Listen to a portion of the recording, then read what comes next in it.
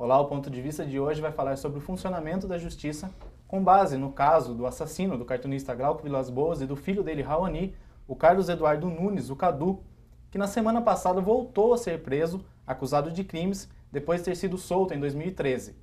Eu recebo aqui os advogados Tiago Amaral de Mello, bem-vindo, Tiago, e Haroldo Cardella, bem-vindo, Haroldo. Primeira pergunta é justamente sobre o caso do Cadu. A justiça falhou em soltar ele, Haroldo? Veja bem, primeiro agradeço o convite da TV Câmara, é um prazer, uma satisfação poder participar desse programa, juntamente com meu colega Tiago. E ela não errou, ou seja, a justiça criminal, não é? A partir do momento que nós temos uma condenação ou uma aplicação de uma medida de segurança, que é o caso, pelo fato daquele acusado ter sido julgado e absolvido impropriamente, ou seja, o que significa isso? Significa que o juiz, após análise do processo, entendeu, através de perícias técnicas, médicas, que aquele acusado daquele crime, ele não tinha a possibilidade de entender o caráter ilícito daquilo que ele tinha praticado. Então, para isso, a nossa legislação brasileira estabelece a aplicação de uma outra medida que não a pena. A pena é a sanção, ela é você retribuir o mal para que ele cometeu determinado delito. Mas o que foi aí, Tiago? Foi um erro da junta médica ou não houve erro ou faltou um acompanhamento nessa liberdade dele provisória? Então, como o Dr. Cardella havia dito, eu entendo também que a juíza não errou absolutamente. O que aconteceu, no meu ponto de vista, é que houve uma falha na análise por parte dos psiquiatras forenses. Porque eu, se juíza fosse, também teria tomado a mesma decisão que ela, porque nós, operadores do direito, não somos técnicos, não somos médicos. Ela, amparada com essa perícia feita por uma junta do Tribunal de Justiça de Goiás, jamais poderia decidir diversamente do que os médicos trouxeram a ela. Então, para mim, o equívoco aí, se houve, foi por parte dos psiquiatras forenses. Agora, pegando um ponto para deixar para o telespectador entender como é que é o funcionamento da justiça. A gente tem o caso da Suzane von Richthofen, que por 2 vezes ela pediu para ter o regime semiaberto, foi negado, aí quando foi concedido ela pediu para ficar. Tem o caso do Champinha, que sequestrou um casal e acabou violentando e matando a menina de forma brutal. Ele era menor, já era para ele estar em liberdade, mas daí a justiça entrou com o pedido, ele está sob intervenção por conta de problemas psiquiátricos. Como é que é o funcionamento da justiça nesse ponto? Como é que ela decide a progressão da pena? Quem vai e quem não vai para o regime semiaberto ou para a liberdade?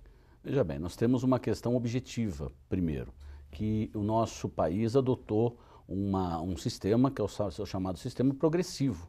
Ou seja, o condenado ele deve sair de um regime mais duro para um regime mais leve, ou seja, mais benéfico. Então, o nosso sistema ele se dá nas penas privativas da liberdade através de um regime fechado, depois ele passa para um semiaberto e depois ele passa para o regime aberto e o aberto domiciliar. Esse é o nosso sistema, ou seja, através do bom comportamento carcerário e também através de exames chamados dos exames criminológicos, feitos por especialistas da área de psicologia, da psiquiatria, enfim, um colegiado de técnicos para saber se aquele condenado ele pode dar esse salto progressivo do sistema penal brasileiro. Mas qual que é a explicação, Tiago, para que 70% dos casos de quem vai para o regime semiaberto ou para o domiciliar voltam a cometer crimes? É 70% de reincidência. O problema da reincidência ele é muito mais amplo do que simplesmente a justiça em si, entendeu? O funcionamento dela. Eu acho que falta, na verdade, políticas públicas de sorte a possibilitar que o preso, quando progrida ou quando saia, não volte a cometer crimes. Como eu enxergo isso? Eu acho, primeiro, que hoje a pena é vista apenas como um castigo. Só que o caráter dela primordial, central, seria a ressocialização dele.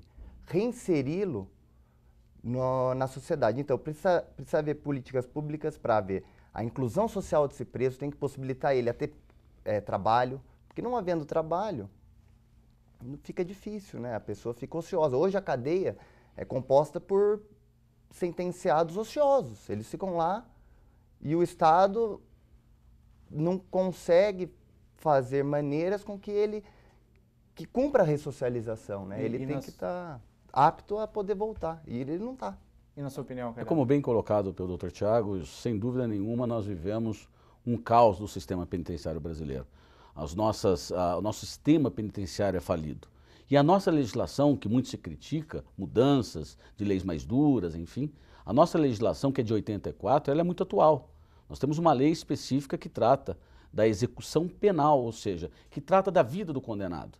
Mas o nosso grande problema é a sua estrutura, ou seja, nós não cuidamos daquele preso. A sociedade não se preocupa com isso. Os nossos governantes, principalmente o nosso poder executivo, se esquece daquele sistema. Ou seja, então o nosso grande problema, como disse o Dr. Tiago, é a estrutura do nosso sistema penitenciário, que ele é falido. Ou seja, aquilo é um amontoado de presos. Nós temos no sistema prisional brasileiro presos que esperam o outro acordar para poder dormir. Nós temos a situação dos chamados homens morcego, que ele fica amarrado na cela para poder dormir amarrado, porque não existe dentro de um local que caberia 5, nós temos 40. Então isso é degradante, não é? Nós temos a aplicação de uma pena degradante. E nós temos no Brasil, até por previsão constitucional, o respeito à dignidade humana. Então veja bem, esse cidadão que entra no cárcere por um pequeno delito, ainda que primário, de bons antecedentes, mas ele falhou, ele infringiu a norma penal, foi condenado. Mas nos países mais evoluídos, tem se adotado uma teoria de que a prisão, ou seja, a privação da liberdade, ela seja a chamada última ratio, ou seja, que se deixe a prisão para os casos extremos. Então, é nesse ponto que eu queria entrar, porque o Brasil ele tem a quarta maior população carcerária do mundo. A gente prende mais do que solta. E o que acontece muito no país é que a gente tem presos que cometem crimes mais banais, acho que eu posso dizer assim, enquanto criminosos de crimes hediondos estão soltos na rua. Qual que é o erro no processo? O que é preciso inverter? O juiz não consegue julgar todos os casos para acelerar, por exemplo, essa pessoa cometeu um crime menor de sair logo, ou as leis elas fazem com que essas pessoas permaneçam mais tempo? Ao meu ver, é uma falácia essa questão do endurecimento das leis penais. Nós temos um exemplo clássico, né, Tiago, que foi a lei dos crimes hediondos em 90. Que aumentou o número de crimes hediondos. Se buscou naquela legislação o endurecimento das leis, ou seja, não se permitia liberdade provisória durante a instrução de um processo, ou seja, se jogou no lixo o princípio da presunção da inocência, não se permitia a progressão de regime, enfim, a restrição de benefícios ao condenado era praticamente total. Ou seja, em 1990, justamente naquele período, onde houve o maior avanço da criminalidade e do aumento dos delitos, onde, inclusive, é fácil de se constatar que houve a explosão do sistema penitenciário, porque justamente só se prendia e não se soltava. Então, tem sido muito comum essa prática no país, dessa inflação legislativa penal. Se busca, de todas as formas, condutas que poderiam ser resolvidas por outros meios, se socorrer do direito penal. Mas quais seriam esses meios para, entre aspas, se soltar mais do que se prende? Eu acho que não é uma questão de soltar mais. Eu acho no que sentido figurado, de sim, equilibrar a balança. De equilibrar. Primeiro, eu acho que hoje a lógica do prender mais não funciona. O que a gente vê hoje, lamentavelmente, e não dá para negar, é que se prende simplesmente por um rótulo. Chega um auto de prisão em flagrante, é roubo. Automaticamente a pessoa está presa. Se for um furto simples, ela vai ser concedida liberdade provisória. O que acontece é o seguinte, para prender é muito fácil. E depois, na execução, o processo não anda. Você entra com uma petição para uma progressão, para um benefício que fica meses para que ela possa ser juntada aos autos, para ser apreciada. Quais são os caminhos que atrapalham esse andamento? Eu acho que tem que, primeiro, o magistrado, ele não vai resolver os problemas de ausência de políticas públicas para resolver o caos que nós vivemos. Então, primeiro é aplicar a lei. Tem requisitos para prender preventivamente? Se prende. Por exemplo, no caso do mensalão, foram condenados os políticos por crimes de corrupção, lavagem, etc. Crimes gravíssimos. Eles estão presos hoje. Eles permaneceram soltos durante o processo? Permaneceram soltos. Por quê? Porque não havia motivos para prender. Mas isso se deu porque estava no Supremo. Se tivesse, provavelmente, na primeira instância, estariam presos desde o começo. E isso infla o sistema. Vira uma panela de pressão. Então, começando por aplicar o direito ao caso concreto e não banalizar. Mas essa pressão que existe, que acaba inflando todo o mecanismo, leva a, podemos dizer assim, a erros como neste caso, que não necessariamente foi um erro, mas leva a acontecer isso, de se soltar alguém que vai voltar a cometer crime logo em seguida? Veja bem, o juiz... Sem estar recuperado? O juiz é restrito à determinação legal. O juiz é um aplicador da lei. O juiz está lá, inclusive, para aplicar e garantir os direitos dos cidadãos. Ou seja, o juiz não está ali para fazer, quando se fala fazer justiça, o juiz está lá para garantir os direitos, principalmente os direitos constitucionais, né? Talvez o que ocorre e que nós chamamos atenção sempre é talvez uma política, né? Principalmente penitenciária, que acaba inchando esse sistema, criando essas redes de organização criminosas dentro dos presídios, que se aplicasse, principalmente o Poder Judiciário, outras modalidades de penas. Nós conhecemos no mundo mais de 90 modalidades de apenamento. E no Brasil nós aplicamos praticamente a pena privativa da liberdade, que restringe a liberdade da pessoa, sem, como diz o Dr. Tiago, uma ociosidade terrível, onde o preso praticamente não tem nenhuma função laborativa, salvo costurar bola, montar bonecas, um trabalho totalmente ineficaz, até para a sua atividade diária, e aplicarmos essas penas, que são as penas alternativas. Muito se justifica que o juiz deixa de aplicar as penas alternativas, né, previstas na nossa legislação, inclusive como penas restritivas de direito, pela falta justamente do controle, pela falta da estrutura administrativa que nós temos. Faltam juízes para poder avaliar cada caso melhor? Nós vivemos numa situação de falta de estrutura também no judiciário, mas eu acredito que se nós tivéssemos a execução penal, principalmente o sistema administrativo, que é feito hoje pelo executivo, se isso fosse feito pelo próprio Poder Judiciário, não é, que tivesse um orçamento próprio, nós teríamos alguns resultados melhores. Porque o que acontece? É importante que se esclareça. O juiz, ele condena, depois existe a possibilidade de um recurso. Esse recurso, quando ele acaba se finalizando, nós chamamos de trânsito em julgado. Esse processo ele vai para uma vara específica chamada da execução penal. O juiz vai cuidar justamente da vida daquele condenado pelo aspecto dos seus benefícios, enfim, uma série de situações, remissão de pena, enfim, o juiz é que vai cuidar da vida daquele condenado. Mas a estrutura que é dada para o cumprimento de pena é do executivo. E o executivo só se preocupa nisso, em construir novas penitenciárias, como se isso fosse a solução.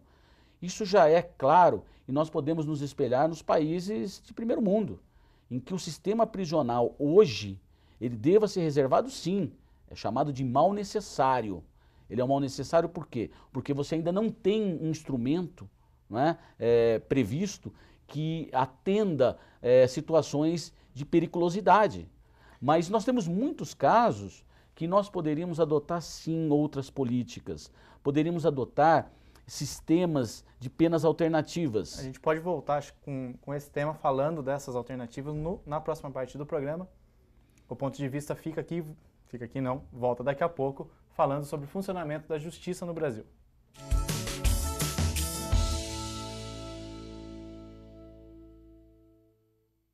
Você fica constrangido quando encontra uma pessoa com deficiência?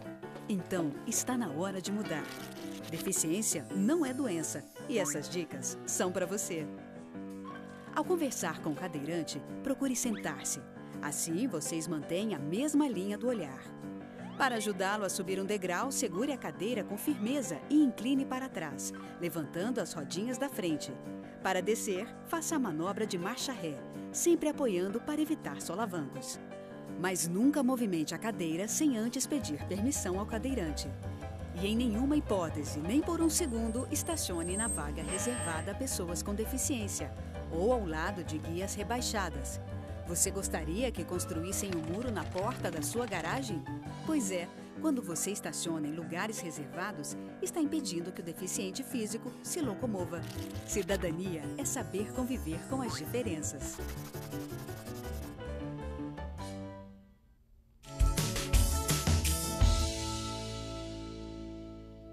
Estamos de volta com o Ponto de Vista, falando sobre o funcionamento da justiça. Tiago, o Dr. Haroldo ele vinha falando sobre as alternativas para o sistema carcerário brasileiro. Quais delas você pode enumerar que seriam uma saída? Existem várias modalidades de penas restritivas de direito. Posso elencar algumas. Por exemplo, a pessoa deixar trabalha de sorte a cumprir e diminuindo a pena dele. Após as 18 horas, por exemplo, não poder sair para frequentar bar, restaurante, tem que ficar em casa. Comparecimento periódico ao fórum para dizer se mora na mesma casa, se continua, como está a vida dele. Então, são algumas hipóteses de situações que, para evitar que haja o enclausuramento dessa pessoa, né? Mas aí a gente cai num outro caso, porque, por exemplo, a gente tem os indultos, e durante os indultos, muitos presos não voltam, e alguns deles cometem crimes naquele período de 2 dias, 3 dias. Eles não voltam até porque tudo aquilo que nós falamos. O sistema é o terror, é o sistema do terror. Ou seja, a gente diz que aquilo é o verdadeiro túmulo vivo, aquela situação. Quem não conhece um sistema penitenciário brasileiro deveria pelo menos conhecer, mesmo que de longe, para saber que aquilo não é um hotel, como às vezes se propaga. Aquilo é a verdadeira boca do inferno. Ou seja, ali não se tem condição alguma de fazer com que alguém venha a ser ressocializado. Isso é importante. Uma das finalidades da pena, como disse o Dr. Tiago, é também a punição, mas é também hoje a ressocialização daquele. Como que você vai ressocializar, inclusive, alguém que não foi socializado? O sistema criminal hoje, o aumento de criminalidade, nós não podemos nos furtar a dizer que está ligado a uma questão social. Nós vivemos num país que nós temos uma diferenciação social muito grande. Nós vivemos em situações de miséria, de penúria. Nós temos situações, nós temos a falta de educação, nós não temos uma política pública de saúde, enfim. Então, não se justifica o crime, mas nós precisamos entender o porquê do crime. O crime acontece, ninguém nasce criminoso. Existia uma teoria de Lombroso que a pessoa nascia já, não é, pronta para o crime, ou seja, ela já nascia, não é? E isso, obviamente, não tem qualquer fundamento. Você vai me dizer, mas nós temos situações de pessoas de classe média e alta que cometem crimes. É verdade, mas se você for avaliar, é um número muito pequeno. A gente pode dizer, então, dentro do que o Dr. Haroldo está falando, Tiago, que dentro do sistema penitenciário, a pessoa ela chega a sair pior por conta do convívio? Com certeza, com certeza. O que se tem que ter em mente é que o direito penal não é a solução. Querem endurecer as leis, mas esquecem de, primeiro, colocar a polícia na rua, ressocializar o preso. Essa conversa de endurecimento das leis é a maior balela, é conversa de político atrás de eleitorado. Essa não é a solução. O problema é muito maior do que achar que só prender ou direito penal, endurecimento de leis vai melhorar alguma coisa, porque não vai. Vai piorar, como já temos prova disso, como o doutor Haroldo falou. Inclusive, acho que ontem eu estava vendo na TV que está tendo um abaixo-assinado no site da Câmara ou do Senado, não sei, com o intuito de que termine o auxílio reclusão. Ou seja, várias pessoas assinando. Que é aquele que o preso recebe. É como se fosse um salário que o preso recebe. Que na verdade não é para o preso. É para a família. É para a família. Então, fazer isso dá voto, mas isso vai piorar ainda mais. Mas e as ações de organizações criminosas? Hoje em dia, inclusive, veja que nós já temos estudos que os presos já se encontram satisfeitos dentro daquele ambiente. Porque ali vigora a chamada lei do cão, a lei do mais forte dentro do presídio. Então é um lugar que hoje, por incrível que pareça, é um lugar que ele se adapta, porque ali ele se sente seguro. Até porque ali ele consegue ter contato com o mundo externo, ali ele parte às determinações de organizações criminosas, enfim. Então hoje o sistema penitenciário, ele é realmente a faculdade do crime e o escritório do crime. Então é importante que se leve em consideração que os nossos políticos, que os nossos gestores tomem pé da questão do sistema prisional com muito mais seriedade do que é hoje, e não um discurso vazio do endurecimento das leis, da questão da menoridade penal, ou seja, de se diminuir a responsabilidade penal para 16 anos. São situações que tenham como finalidade apenas um discurso político, sem qualquer fundamento, sem qualquer estudo mais aprofundado sobre o tema. É muito fácil dizer, vamos diminuir a maioridade penal. Será que seria a solução dos nossos problemas? A criminalidade vai diminuir em virtude dessa situação? Não. Por quê? Porque nós não temos uma política principalmente de humanização desse sistema prisional que, como nós dissemos, ele fabrica, ele é uma faculdade, uma pós-graduação do crime. Como você bem disse no começo do programa, mais de 70% são reincidentes. A resposta está aí, ou seja, é um modelo fracassado. É necessário que se invista em outros modelos. Mas, além disso, sem a gente entrar em algum tipo de discurso político, eleitoreiro, qualquer coisa do tipo, dentro da situação que a gente tem hoje, a justiça, o funcionamento dela, com a estrutura que ela tem, com o que lhe é oferecido, o que ela pode fazer? A justiça, eu acho, começar a agilizar, por exemplo, a concessão de benefícios. Começar daí. Porque assim, a gente já tem, desculpe te interromper, mas a gente já tem o acompanhamento do processo pela internet, já tem toda essa digitalização de processos que fica mais fácil, evita aquele volume de papel. Eu volto uma pergunta até que eu já fiz. Como fazer esse procedimento andar melhor e volta a falar do que você estava falando dos benefícios? Então, na verdade, você se referiu bem sobre esse andamento e tal, mas tudo isso é o processo ordinário, é o processo de conhecimento, de formação da culpa. Uma vez ele condenado, vai ser instaurado um outro processo. E o caos começa também na execução da pena, é um outro processo, é um processo de execução. Não é mais aquele processo em que está tudo digital, o acompanhamento é fantástico, é fantástico. Só que isso para o preso provisório. Mas para o preso já com condenação transitada e julgada, aquele que está cumprindo pena, isso não está. Precisa haver uma agilização nessas concessões de benefício, porque muitas vezes também o sistema carcerário está estufado, está lotado, porque muitas pessoas que já nem eram para estar ali estão ocupando espaço, sendo que eles já teriam direito deles, de já tá na rua, por exemplo. Por isso justamente que nós insistimos na questão dessa humanização do sistema prisional. É necessário dar um basta a esse tipo de sistema que nós temos. Ou seja, o encarceramento, a privação de liberdade de uma pessoa, ela tem que ser restrita para os casos de grande periculosidade. E o sistema prisional brasileiro, nós temos muitos e muitos casos que nós poderíamos dar um outro tipo de atenção.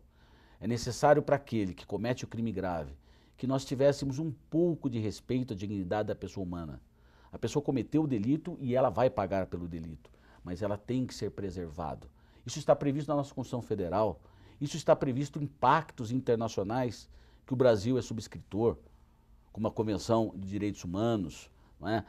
Em relação também aos pactos junto à ONU, enfim. Mas o nosso sistema prisional, ele é, sem dúvida nenhuma, um dos mais falidos do mundo. Então, me parece que é importante que se dê um pouco mais de valor para aqueles segregados, que dali, um dia, eles sairão, e sairão muito piores do que quando entraram. A gente volta já já falando sobre o funcionamento da justiça aqui no Brasil.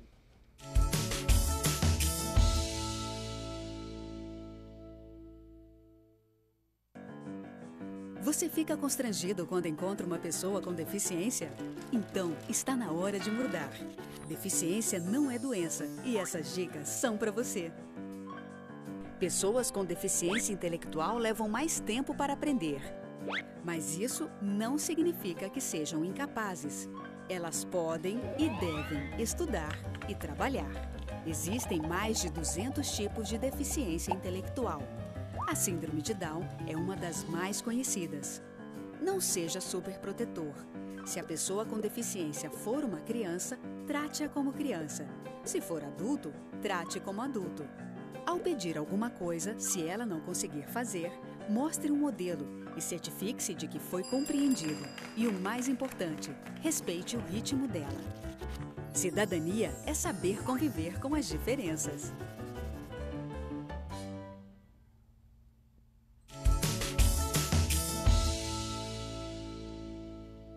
O Ponto de Vista está de volta falando sobre o funcionamento da justiça aqui no Brasil. Doutor Haroldo, o senhor falou sobre os casos hediondos, o Thiago também chegou a citar alguns casos, crimes menores, que a pessoa acaba ficando um tempo além na cadeia. O senhor pode falar para a gente o que é um crime hediondo, o que é um crime comum, quais as penas, e também depois que o senhor falar, o Thiago puder explicar um pouco sobre a progressão. Esse esquema de a pessoa é condenada a 30 anos, mas ela cumpre só um sexto, no Brasil sendo no máximo 30 anos. Primeiro, doutor Haroldo, falando dos crimes. Muito bem, nosso Código Penal brasileiro, ele é de 1940, foi reformado o Código em 84, e nosso Código é muito atual, né? Em que pese muitos criticam a nossa legislação, mas a nossa legislação penal brasileira é uma das mais modernas do mundo, por incrível que pareça. O que ocorre é que existe, como nós já dissemos aqui no programa, uma necessidade, principalmente com força midiática, e isso é levado a uma opinião pública falsa, de que o endurecimento da legislação penal seria a solução para os nossos problemas, principalmente de criminalidade. E isso aconteceu em 1990, através de uma legislação, de uma lei nova, de número 8.072, de 1990, aonde se entendeu o legislador, por força inclusive midiática, que os nossos então senadores e deputados aprovassem uma legislação que pudesse endurecer de vez o sistema penal brasileiro. Ou seja, pegaram alguns crimes que nós já tínhamos previstos no Código, como exemplo, um crime de extorsão mediante sequestro, ou um crime de tráfico de entorpecentes, e deram uma rotulagem de crime hediondo. Até o crime de tráfico de entorpecente não é hediondo, mas foi equiparado ao tratamento dos hediondos. Aí o que é o crime hediondo? O crime hediondo nada mais é, veja bem, não existe essa definição, você colocou muito bem. O crime hediondo nada mais é do que nós retirarmos do sistema penal alguns crimes que nós já tínhamos o apenamento específico, penas altas, e nós Qual é o mínimo? Nós tínhamos penas de 12 a 30, penas de 6 a 20, enfim, de vários crimes, de crime a crime, mas nós pensamos alguns crimes como esses, extorsão mediante sequestro, depois o homicídio qualificado, que depois houve uma mudança na legislação, o envenenamento de água potável, enfim, nós temos uma série de latrocínio, enfim, nós pegamos uma série de crimes graves e rotulamos como hediondo. Qual era a consequência dada em 1990? Vamos fazer o seguinte, para aqueles que cometerem esses crimes que nós já conhecemos, não são crimes novos, né? Nós vamos apenas dizer o seguinte, para você não tem, você primeira coisa, foi preso em flagrante, enfim, não tem liberdade. Você vai responder o processo preso, não existe. Não vai haver a possibilidade, se você for condenado, a uma progressão da pena. Ou seja, veja, a lei de 90, a lei dos crimes hediondos, ela vai contra o sistema progressivo adotado pelo país, pela lei de execução penal, que é sair do fechado, passar pelo semiaberto e depois ir para o aberto, ou seja, pelo merecimento e o tempo computado. Então veja que nesse caso, a lei dos crimes hediondos apenas rotulou e endureceu, achando que com isso nós teríamos uma diminuição de criminalidade. Engano. O que aconteceu a partir de 90? Nós tivemos um aumento da criminalidade em virtude disso que nós já comentamos. Aumentou. Ou seja, se prende, não há possibilidade de soltar nem cautelarmente durante o processo, a chamada liberdade provisória, e nem mesmo depois de condenado, porque ele teria que cumprir a pena, segundo a lei, em regime fechado, integralmente até o final. Aí rapidinho, só pra gente já ir pro Thiago, além do crime hediondo, quais os outros crimes que a legislação prevê no Brasil? Em relação ao Código Penal, nosso Código Penal brasileiro, que é um instrumento desde 1984, foi reformado a parte geral do Código, mas os crimes em espécie nós temos desde 40, isso vem desde a época do Império, não é? E que não há necessidade de modificação nenhuma. Ou seja, as condutas criminosas a partir do homicídio e assim sucessivamente. Os crimes contra a vida, os crimes contra o patrimônio, enfim. Aí cada um tem uma pena. E tem uma pena. Ou seja, o que a lei prevê? A lei não prevê para você não matar. A lei diz o seguinte, matar alguém, pena, e aí vem 6 a 20 anos, se for qualificado, até 30 anos. Enfim, nós temos os crimes chamados crimes em espécie, que estão previstos no Código Penal, na parte chamada parte especial, onde ele divide por capítulos os crimes. Além disso, nós temos os crimes novos que vão surgindo, são chamadas as leis extravagantes. Por exemplo, cybercrimes. Cybercrimes, nós temos a lei de tóxico, o desarmamento, enfim, todos os crimes que nós temos que foram criados, figuras típicas penais, após o Código de 1940. Então nós temos uma enormidade de crime. E isso talvez é importante só esclarecer por fim, desse inchaço das tipificações penais. Muitas condutas, principalmente eu chamo a atenção nos crimes chamados crimes contra a ordem tributária. Muitas situações previstas como crime e crimes graves, porque o apenamento ele vai até 5 anos de prisão por uma sonegação fiscal, eu acredito que ele tem que ser punido. Mas ele não precisava ser punido pelo direito penal. Nós temos o direito tributário, nós temos o direito administrativo, nós podemos mexer no bolso desse contribuinte para que se punisse. Mas no Brasil hoje é muito mais fácil dizer é crime e o crime é aquele que atemoriza aquele agente. Mas isso já se mostrou que não é a solução para o aumento da criminalidade. Aí, Thiago, queria que você falasse daquilo. Como que funciona no Brasil a condenação, limite até 30 anos, e depois ele é preso por bom comportamento. Qual que é o tempo, de acordo com cada crime, usando alguns exemplos, crime hediondo, alguns outros casos especiais, o mínimo e o máximo que a pessoa fica presa no Brasil? Então, na verdade, existem os crimes que se livra solto, a pessoa não vai para a cadeia, mas existem os crimes cuja pena automaticamente, necessariamente, a pessoa vai ficar recolhida. Daí como é que funciona? Depois de condenado, a pessoa vai estar lá, por exemplo, condenado a 6 anos de prisão. O que acontece é que vai haver o sistema progressivo, como o Dr. Haroldo falou.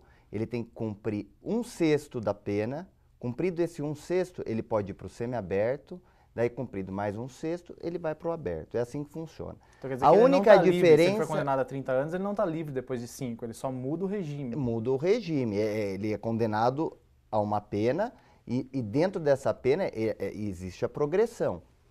A única diferença que eu estava falando 1/6, acontece que nos crimes hediondos, por exemplo, não é 1/6. Daí a pessoa vai cumprir 2/5. Hoje 2/5, né? Antes era integralmente fechado, daí teve uma alteração em razão de uma decisão do Supremo que julgou inconstitucional essa proibição, né, de ficar integralmente em regime fechado. Então, nos crimes hediondos, a pessoa cumpre 2/5, mais do que o normal, que seria 1/6, e vai progredindo, e vai pulando até ir para o aberto. É assim que funciona a progressão da pena no nosso sistema de execução penal. Retomando um pouquinho os casos que a gente começou no começo, agora que que a gente falou no começo, agora só para a gente poder encerrar. Suzane von Richthofen negou aceitar o regime semiaberto. Cadu foi para o semiaberto, voltou a cometer crimes. Champinha era menor, já era para estar na rua, mas está lá preso ainda por conta de avaliações psiquiátricas que determinaram a intervenção. Existe um equilíbrio? Veja bem, é importante nesses casos, principalmente que se de alguma forma, principalmente no caso do Cadu, que se constatou uma certa anomalia psíquica e se aplicou uma medida de segurança, é necessário que se tenha uma maior cautela na apreciação desses benefícios para esse tipo de situação. Mas é verdade também que o psique humano também não é certo de garantias. Ou seja, quando a gente diz do equívoco de ter se colocado alguém que estava através de medida de segurança internado... Vai além do julgamento racional. Vai sem dúvida, porque você nunca vai ter você tem um prognóstico de que havia a cessação de periculosidade.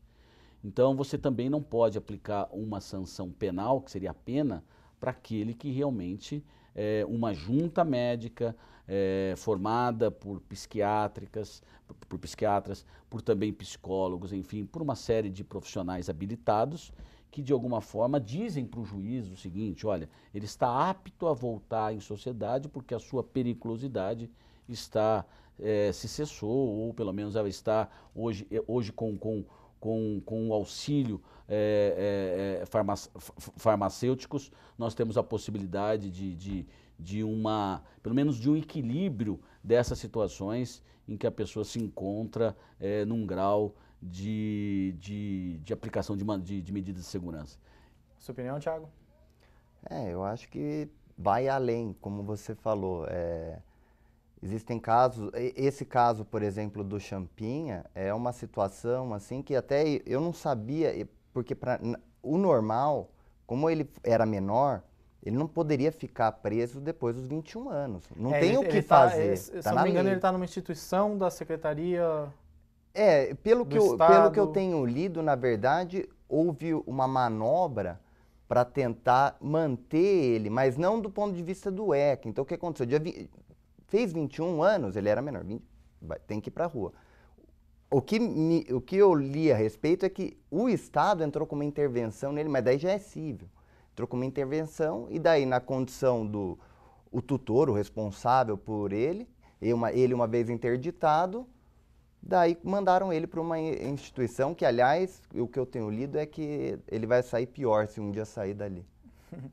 O senhor quer deixar algum recado? A gente está terminando já o programa. Eu agradeço a atenção dos seus telespectadores da TV Câmara, é uma satisfação muito grande participar e deixar essa mensagem, que o direito penal brasileiro, a legislação ela é muito bem aplicada nos dias de hoje, mas o que nos falta realmente é uma estrutura melhor para a aplicação dessas leis. Nós não precisamos de leis novas, não precisamos do endurecimento, precisamos sim de uma humanização do sistema penitenciário. Do jeito que entra, ele vai sair. E nós precisamos fazer de todas as formas que aquele que esteja dentro do sistema penitenciário, ele saia melhor do que ele entrou e não pior, porque, como se diz, ali é uma faculdade, é uma pós-graduação do crime. Nós precisamos dar um basta nisso, nós precisamos cuidar dos nossos condenados e não simplesmente apedrejá-los. É necessário que isso seja um esforço comum entre o Poder Judiciário, o próprio Ministério Público, os nossos políticos